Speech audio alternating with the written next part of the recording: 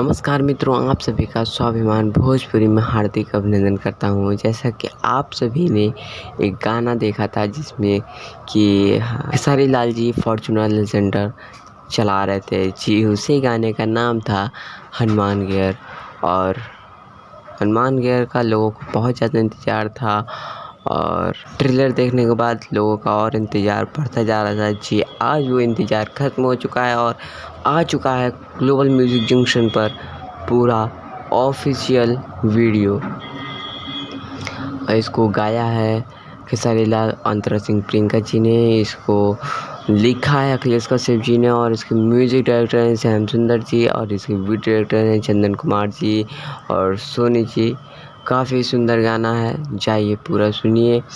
और हमारी तरफ से और पूरे भोजपुरी समाज की तरफ खेसारी लाल की पूरी टीम को कांग्रेचुलेशन। और भी ऐसे गाने हम लोग के लिए बनाते रहिए और आप लोग तक ऐसे ही मैं गाने को पहुंचाता रहूँगा।